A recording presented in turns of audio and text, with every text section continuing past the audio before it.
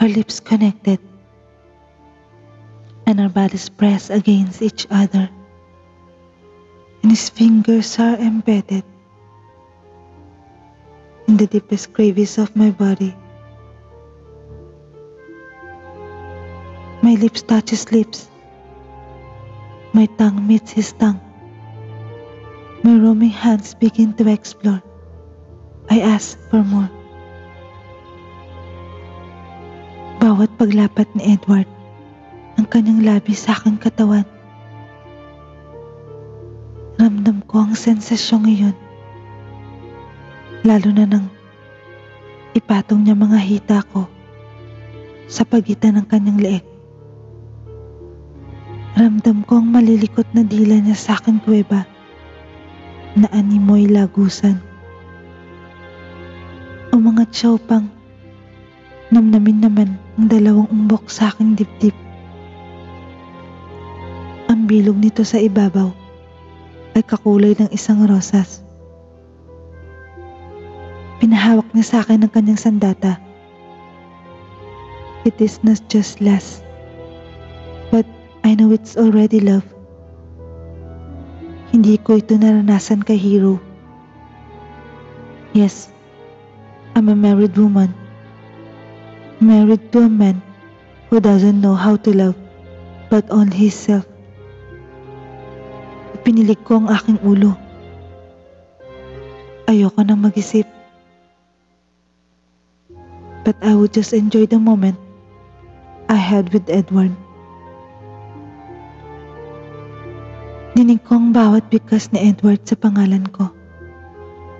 I know at this moment, his little bit in heaven. The room was so cold dahil naka-aircon. Pero ramdam ko sa aking likod ang mga butil ng pawis na unti-unting bumabagsak. It's just like music to my ear. Every time he whispered my name while making love with me. I love him so much, and I know that I can do everything for him. Kahit pa may mga natatapakan kaming tao. Edward is my childhood sweetheart. Nag-migrate ang family namin sa New York. Kaya nawalan kami ng communication. Then I met Hero Reyes sa wedding ng friend ko. He is a businessman. We fell in love. Ang bilis ng pangyayari. Kinasal kami. Malalaman mo lang talaga ang ugali ng tao once you stayed together.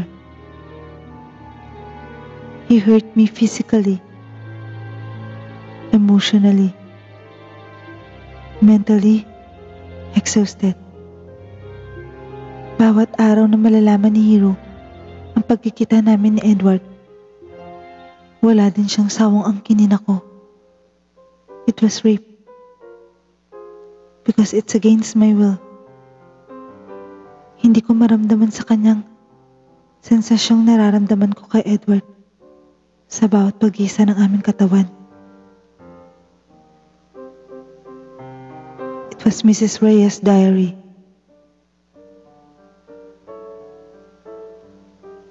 Matapos basahin ang nilalaman nito, napaisip si Roan, isang private investigator, who is actually the suspect for Mrs. Reyes' death. Nakita kasi itong naliligo sa sariling dugo. At ayon sa investigation, pinaslang ang babae. Sa autopsy, may mga nakitang bruise at internal hemorrhage. Halatang may matigas na bagay na pinukpok sa ulo nito. Main suspect ang husband nito na si Hero Reyes. Base kasi sa nabasa nito sa diary ni Emily Reyes, sinasaktan siya nito physically. Ongoing ang case nito. Mahina daw ang evidence laban dito. Kaya patuloy pa rin ang pagsusuri ng mga otoridad. May napansin lamang si Roan sa diary. Tila may bahagi nito ang napunit. Pwede kasing naisaad dito ang huling pangyayari bago naganap ang krimen. Marami kasi nagpapatunay na nang mangyari ang magpaslang ay nasa Manila Hotel si Hero at kasama ang mga business tycoon. Hindi din mawawala sa suspect si Edward. Hindi porke mahal na mahal niya si Emily, hindi niya magagawang paslangin ng babae. May nakakita kasi siya ang huling kasama ni Mrs. Reyes bago ito nakitang patay. Muli na naman napaisip si Roan. Marami din kasi ang pwedeng maging anggulo para madiin si Edward. Dahil ayon sa kakakita, wari daw nagtatalo ang dalawa.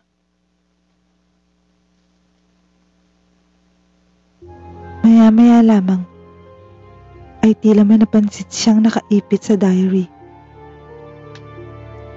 Hinila niya ito. Napangiti siya at nakita niya kung ano ito. Ang kapunit na nawawalang pahina sa diary. Binuksan niya ito at muling binasa. "'Cause he knows that I'm faithful and is killing him inside. Pero anong magagawa ko? Hindi ko na siya mahal. Mas mahal ko si Edward. Kahit alam kong nakawalan din ang sandaling meron kami. Every time I feel his body with me, sa tuwing nilalapat ang aming mga labi, sa tuwing dinadama namin ang kahubaran ng bawat isa, katulad kanina, ramdam ko ang sarap ng bawat paglasap niya sa aking korona. Ang dila niyang napakalikot na pumapasok sa kaloob-looban ko. Bawat dampi ay nagpapataas ng aking balahibo. Ramdam ko ang pag-init ng buong katawan sa tuwing dadampi ang kanyang mainit na labi sa aking kabuuan. Bawat pag-ungol na maririnig ko sa kanya, wari ba'y mas lalong nakakaragdag sa sensasyong nararamdaman ko.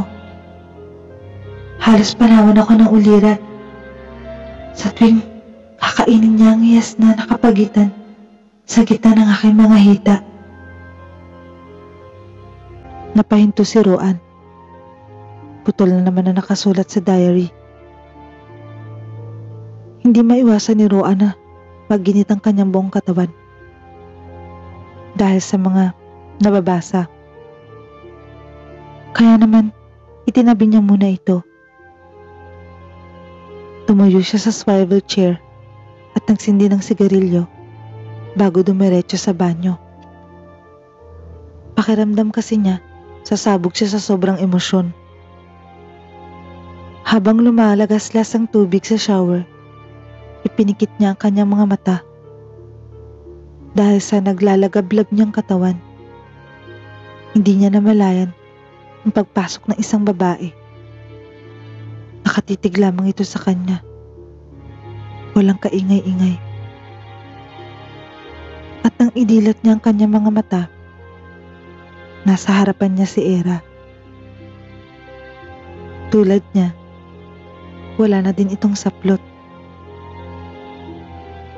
6 na taon niyang nobya ang dalaga na ngayon ay fiancé na niya. "Nandito ka na pala." Bigkas niya habang palapit ng palapit sa dalaga. Tamang-tamang dating nito. Kanina pa naginit ang kanyang katawan. Base sa nababasang mga tagpo ni Edward at Emily sa diary. Hinawakan niya sa baba ang dalaga. Naging mapag-ubaya naman ito. Nilaro-laro ni Roan ang dila ni Era. Magkalapat pa rin ang kanilang labi. Tumapat sila sa shower na magkahinang pa rin ang mga labi. Unti-unting bumababa si Era para umabot sa animoy sundalo na nasa bandang ibaba ni Roan. Ramdam ang katigasan nito at handa ng lumaban. Babe, do it slowly. Ang sarap. Sige pa. Hindi na mapigilan ng binata ang emosyong iyon. Paulit-ulit na nilabas-pasok ni Era ang sandata ni Roan mula sa kanyang labi. Hanggang na matapos siya sa ibabang bahagi ng binata. Binuhat siya nito at dinala sa bathtub. He loved this girl so much. Sa lahat ng naging karelasyon niya, si Era na yung gusto niyang makasama habang buhay. Sa bawat pagdampi ng labi ni Roan sa katawan ni Era, halos mapigtit sa paghingang dalaga. Napapaungol pa ito. Kaya naman lalong nakaragdag sa tindi ng emosyon na nararamdaman ng binata. Oh babe, please, don't stop. I love you. Hirap na usal ng babae habang nakahawak pa ito sa buhok ng binata na bahagyang napapasabunot pa. Umangat ang binata para sa paghahanda ng pag-iisa ng kanilang katawan. Pinasok ni Roan ang kaloob-looban ni Era. After doing what they called foreplay, ang dahan-dahan na pag-indayog ng binata ay pabilis ng pabilis. Don't stop, babe. Malapit na ako. Napapaungol at napapakagat labi pang turan ni Era. Maya-maya lamang ay sabay na nilang narating ang rurok ng kaligayahan. They both get tired and yet happy. Tumayo na sila pareho sa bathtub and continue taking a bath. Dahil sa pagod, matapos pagsaluhan ng init ng katawan, nakatulog ang magkasintahan. Nagdesisyon si Roan na kinabukasan na niya pagpapatuloy ang paghahanap ng kasagutan paano namatay si Mrs. Emily Reyes. Kinabukasan, trabaho agad ang hinarap ni Roan. Misteryoso man ang pagkamatay ng asawa ni Hero, natitiyak niyang walang kaso ang hindi nalulutas ni Mr. Roan Sandoval. Napansin niya kagad ang sulat sa likod ng pahina ng napunit. Sinabihan na kitang iwan mo na siya, pero pinagpatuloy niya pa rin. Huwag mo kong sisisihin sa huli, because I've already warned you. Napaisip si Roan. Kanina ang sulat kamay na ito. Obviously, the message is for Mrs. Reyes. Pero kanino nga bang sulat kamay ito? Kinuhang muli ni Roan ang diary. May litratong nahulog mula dito. Dinampot iyon ni Roan. It was Edward picture, pero may katabi itong babae. Ngunit binura gamit ang pentel pen. Sinong katabi nitong babae? Bulong ng binata. Nawari ba'y may kausap? Muli niyang binasa ang diary. Sa pakiramdam nito, dito niya mababasa ang pagkakasarado ng kaso. Malapit kasing kaibigan ni Hero, si Roan. Gustong-gusto ko itong malaman kung si Hero nga ba ang salarin o si Edward ba. Nakirido ng babae. Muli niyang binasa ang diary. Matapos naming magniig ni Edward, Nakaramdam ako ng kaginhawaan. Bawat pagpasok sa akin ni Edward, damang-dama ko ang pagkakalalaki niya. Kaligayahan na hindi ko kahit kailanman naramdaman kay Hero. Bawat paglasap niya sa dalawang umbok ko sa dibdib, bawat pagdaan ng dila niya sa mga mamula-mula kong perlas, si Edward lang ang may kakayahang palabasin ang init na dulot ng maling pagmamahal. Kaya kahit alam kong may asawa kami pareho, I can't lose him. Ikamatay ko man. I will not allow Sheila to take away him from me. Kahit ilang beses pang manganib ang aking buhay. Napatigil si Roan sa nabasa. Kasal si Edward. Naalala niyang bigla ang singsing na nakuha nila sa bungangan ni Emily nang ma-recover nila ang bangkay nito sa loob ng malaking basurahan. Halatang isinubo ito matapos patayin. Nagsuot siya ng gloves. Kinuha niya sa drawer ang singsing na nakalagay pa sa supot. Inilabas niya ito silip ang nakasulat sa pangalan. Nagulat siya sa nakita. It's not Edward's ring, but it's Sheila's ring. Edward and Sheila, January 2, 2013. Pero mas nagulat si Roan sa nakasulat sa pinakahuli ng diary. Hindi niya inaakala mga bagay-bagay na ito. Natutop niya ang kanyang bibig. I received a message from Era Salvacion. Era Salvacion? Muling bigkas niya. Naisip niya, bakit nabanggit ang kanyang nobya? Anong relasyon nito sa kanilang tatlo? Sumakit ang sentido ng kanyang ulo. Hinanap niya ang cellphone na nakalagay sa supot. Lahat kasi na makita sa crime scene ay gagamiting ebidensya. Ngunit may password ito. Tinawagan niya si Roan, ang kanyang kaibigan, upang alamin ang password ng cellphone. Natutop ni Roan ang kanyang bibig nang mabasa ang mga mensaheng palitan. I told you to stay away from him. Akala ko nang patayin ko si Sheila mula nang sa gabal. Pero mali ako. Nakipag-iwalay sa akin si Edward dahil sa'yo. At anong akala mo? Totoong mahal ko si Roan? Nagpapatawa ka, Emily. Ginagamit ko lang siya. Ginagamit ko lang siya para hindi niyo mahalata, lalo ka na si Edward talagang mahal ko.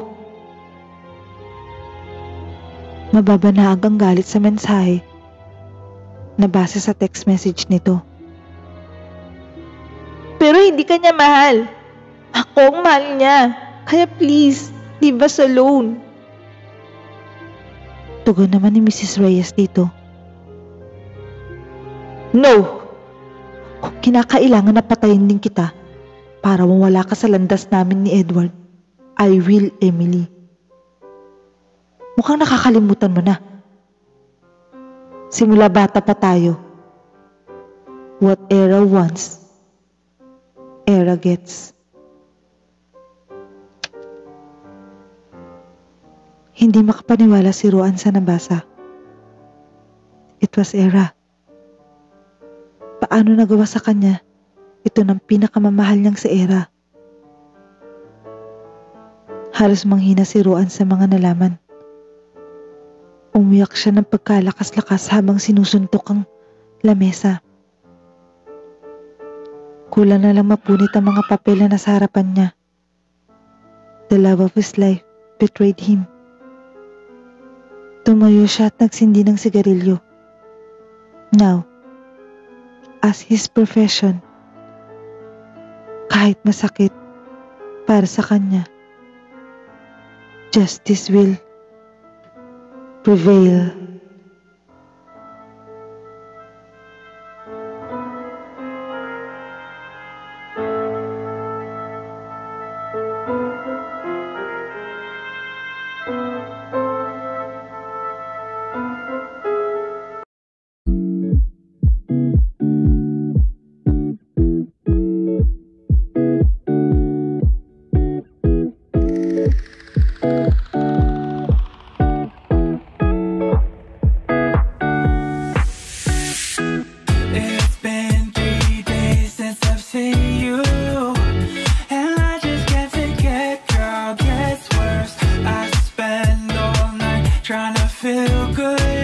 trying to forget about you. I can't forget about you. Oh, I can't explain just what you've done to me. It feels